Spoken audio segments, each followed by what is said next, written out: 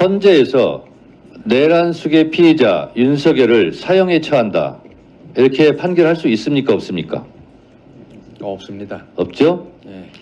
헌법재판소에서는 위헌 여부의 중대성을 가지고 윤석열을 파면할 것인가 말 것인가를 판결하는 곳이죠?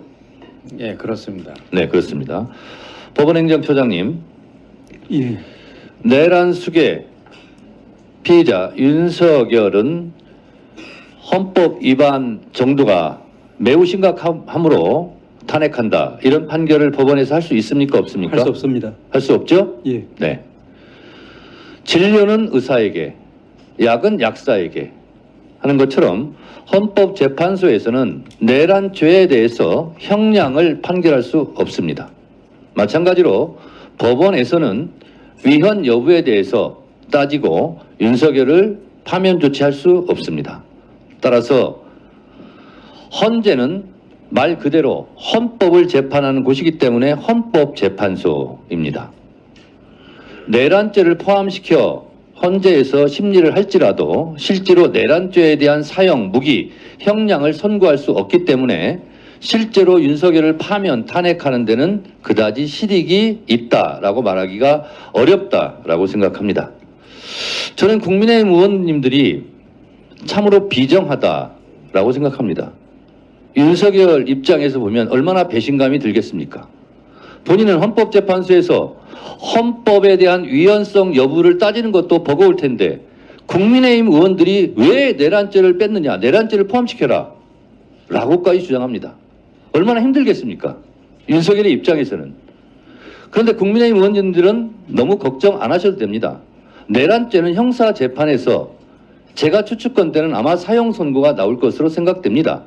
그래서 윤석열에 대해서, 내란죄에 대해서 사형 선고가 내리는 것은 법원에서, 형사재판에서 할 테니까 너무 걱정 마시고, 그것을 헌법재판소에서 왜 안 하냐고 윤석열 씨 서운하게 그런 말은 안 하시는 게 좋을 것 같다라는 생각이 듭니다. 자, 방화범이 불을 저질렀습니다. 불을 질렀어요. 그리고 또 불을 지르겠다고 합니다. 그것도 12월 3일 날 불을 질렀는데 나를 잡아가지 않으면 또 불을 지르겠다. 그러면 그 방화범에 대해서는 일단 파면 조치해야 됩니다. 우리 회사 불 질렀는데 또 지를 거야. 그러면 일단 회사에 못 나오게 해야 됩니다. 격리해야 됩니다. 이게 헌법재판소에서 하는 파면, 탄핵 인용입니다. 그런데 그 방화죄에 대해서 징역 10년이냐 15년이냐 무기징역이냐 사형이냐는 그것은 나중에 형사재판에서 하면 될 일입니다. 그런데 이 방화범이 계속 불 지르라고 형사재판을 하면서 1년이 걸릴지 2년이 걸릴지도 모르는 그 방화범을 그냥 불 지를 수 있도록 하는 것은 책임 회피다, 이렇게 생각하고요. 어느 회사 금고지기도 마찬가지입니다. 12월 3일 날 12억 3천만 원을 횡령했는데, 빼돌렸는데 그 자리에 두면 또 빼돌리겠다고 그래요. 그러면 빨리 격리부장, 금고지기직을 파면해야 되는 거예요. 그래야 그 회사가 안전합니다.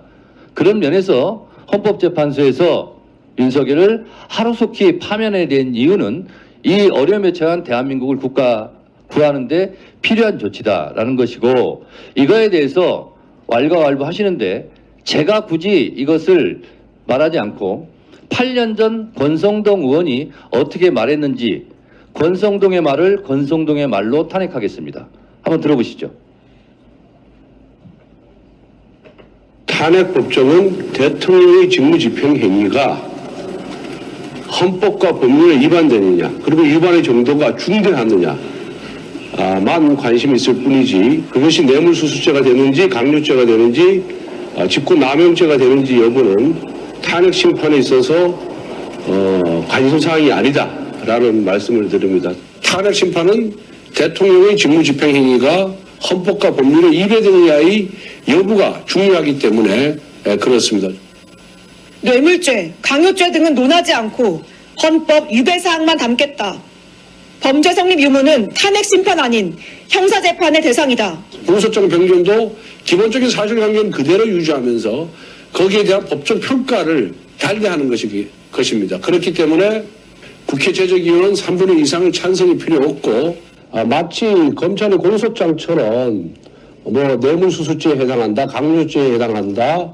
탄핵 심판은 대통령에 대한 파면 결정을 하는 행정소송의 일종이거든요. 예. 그래서 유무죄는 유죄냐 무죄냐는 형사법정에서 가려야 될 문제고 탄핵법정에서는 대통령의 직무 집행 행위가 헌법과 법률에 위반되는 여부만을 판단하면 됩니다. 예. 8년 전 권성동 소추위원께서 뇌물죄, 강요죄, 직권남용죄 등을 헌법 위헌 여부로 판단한다라는 것처럼 저도 8년 전에 권성동 소추위원이 한 것처럼 똑같이 한 겁니다. 내란죄에 대한 부분은 형사재판정에 가서 사형을 받든 무기든 받든 거기 가서 받으시고 내란 행위에 대해서는 위헌 여부를 가지고도 충분히 탄핵시킬 수 있다라는 것입니다. 그러니 3분의 2 필요 없고 재의결 필요 없다고 지금 권성동 의원이 8년 전에 얘기하고 있지 않습니까? 국민의힘 의원님들 권성동 의원의 말에 대해서 반기 좀 그만 드세요. 이렇게 말씀드리고요. 그리고 이 국민의힘 의원들이 내란죄 빼면 혹시 윤석열이 탄핵 안 되는 거 아니야? 파면 안 되는 거 아니야? 돌아가서 우리한테 보복하는 거 아니야? 라고 걱정하시는 것 같은데 걱정하지 마세요. 내란죄 부분을 형사재판에서 충분히 할 것이고 위헌성 여부 가지고도 충분히 윤석열 씨는 파면이 100% 될 것이라고 저는 생각하기 때문에 너무 걱정하지 마시기 바랍니다. Don't worry, be happy 하시기 바라고요. 공 처장님, 예. 이 사진 보신 적 있죠? 한남동 관저 앞에서 눈보라를 맞으면서 앉아있는 우리 2030 여성들의 모습입니다. 여러분, 이분들이 공수처보다 더 오래 한남동 관저를 지키고 있다 하는 사실 명심하시고 2차 때는 1차 실패의 우를 범하지 않기 위해서 최선을 다해 주시기 바랍니다. 잘 알겠습니다. 더 많은 국민들이 그 반대편에 서 있는 거 기억 안 하세요? 이렇게 앉아 있지만 더 많은 국민들이 반대편에 서 있어요. 송석준 의원은 발언권 없고 얘기하세요. 발언권 없고 얘기하세요. 안 줘요. 그러니까 말씀하지 마시라고요. 근데 위원장님, 우리 법사위원장이 어떻게 그 공수처의 과외 압수장입니까? 네? 제발 좀 우리 송석준 의원은 제가 아무리 과외를 해도 참 학습 능력이 떨어지는지 진보가 없어요. 그렇게 몇 번을 말합니까? 발언권 없고 얘기하라고. 네, 박범계입니다. 오동훈 처장님, 좀 마르셨어요. 그 아까 2차 집행을 마지막 지팡이란 각오로 임하겠다 이런 얘기를 하셨죠. 맞습니다. 예. 직을 건다는 말 아시죠? 네. 마지막 집행이 아니라 2차 집행에 실패하면 대한민국 공수처장으로서의 직을 건다. 마지막 직분이라고 생각하고 있지 않습니까? 결기를 가지고 그 부분 집행에 나서겠습니다. 마지막 직분이란 생각하고 계십니까? 그 의원님 말씀 무겁게 받아들입니다. 무겁게 받아들인다. 자, 아까 어느 의원님 질문에 1차 집행 때 수적 열세에 있었다 이렇게 얘기하는데 처음부터 수적 열세에 있지는 않았죠. 처음에 한 40분 늦게 계획 저지선에서 막히면서 또 사람들이 많이 모이고 이러면서 저희들이 계획이 처음부터 많이 좀 처음에는 경찰 국수본의 주장은 처음에는 윤석열 피의자의 관저 앞에서 우리 집행하는 공수처와 국수본의 인력이 더 많았다. 네. 그렇게 얘기를 해요. 맞죠? 그거는 점점 이제 맞죠? 네, 뭐 그렇게 볼 수도 있겠습니다. 맞습니다. 자, 국수본 관계자가 체포합시다 했더니 현장에 나가 있는 이대환 부장이 우리 처장께 전화를 했어요. 그래 아까 체포하지 마라 하는 것은 본인의 답이었다, 지시였다라고 인정을 했는데 맞습니까? 그 당시 우리 그 지휘부가 한 곳에 있었고 자, 다시 묻습니다. 국수본 관계자가 체포합시다. 경호처장 혹은 부처장을 또는 본부장을 체포합시다라고 제의를 한 거는 맞습니까? 그 당시에 경찰 쪽에 그런 제안이 있었다는 사실에 대해서는 보고받지를 못했습니다. 경찰은 그렇게 얘기를 하는데 그럼 경찰이 거짓말 합니까?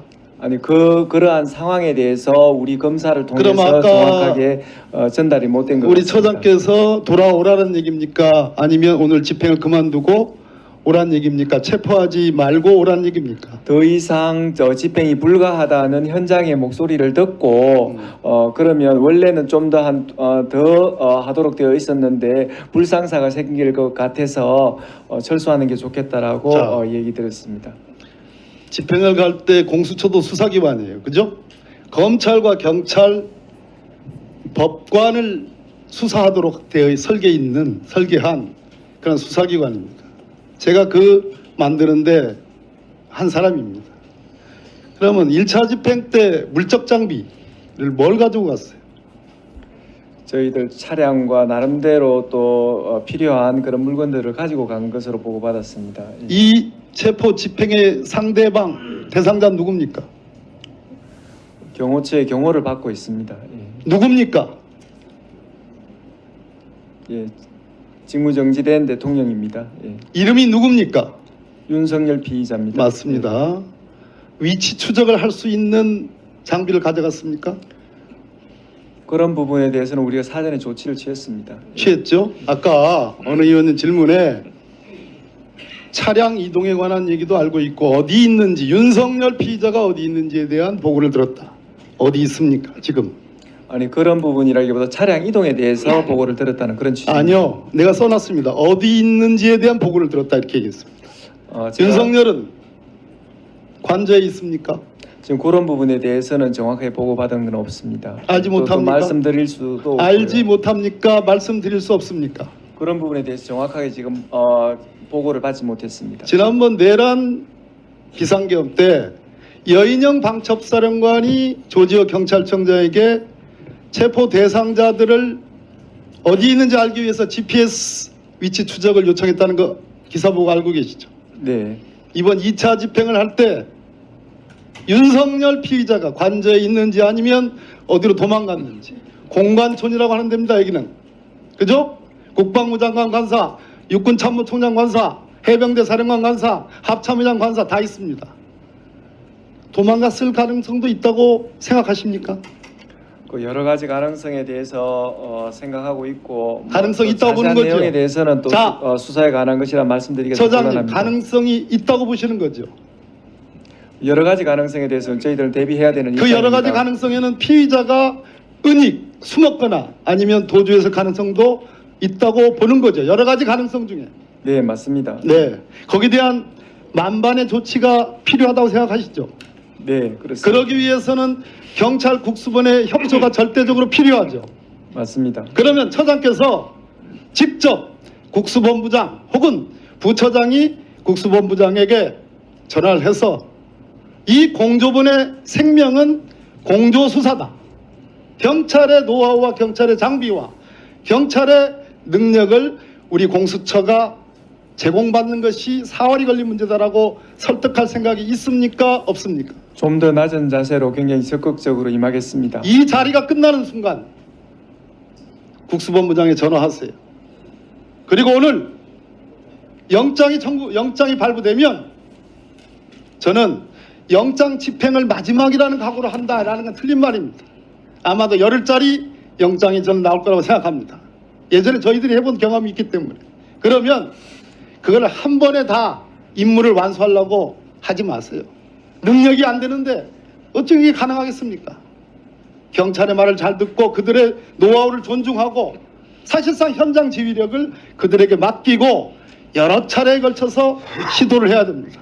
절대로 끝까지 포기하지 마세요.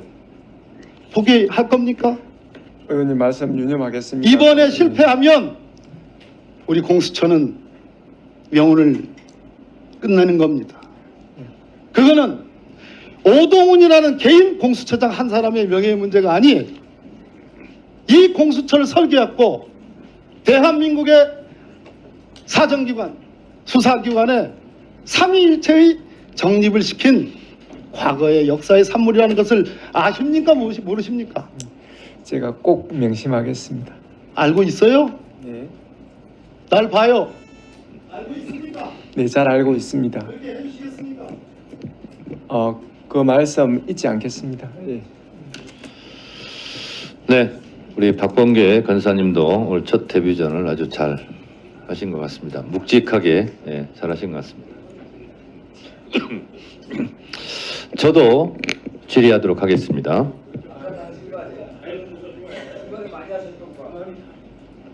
그거는 위원장으로서 의사 진행을 한 것이고요. 지금은 질문을 하겠습니다. 헌재 사무처장님, 헌재에서 내란숙의 피의자 윤석열을 사형에 처한다 이렇게 판결할 수 있습니까, 없습니까? 없습니다. 없죠? 예. 헌법재판소에서는 위헌 여부의 중대성을 가지고 윤석열을 파면할 것인가 말 것인가를 판결하는 곳이죠? 예, 그렇습니다. 네, 그렇습니다. 법원행정처장님, 예. 내란숙의 피의자 윤석열은 헌법 위반 정도가 매우 심각함으로 탄핵한다. 이런 판결을 법원에서 할 수 있습니까, 없습니까? 할 수 없습니다. 할 수 없죠? 예. 네. 진료는 의사에게, 약은 약사에게 하는 것처럼 헌법재판소에서는 내란죄에 대해서 형량을 판결할 수 없습니다. 마찬가지로 법원에서는 위헌 여부에 대해서 따지고 윤석열을 파면 조치할 수 없습니다.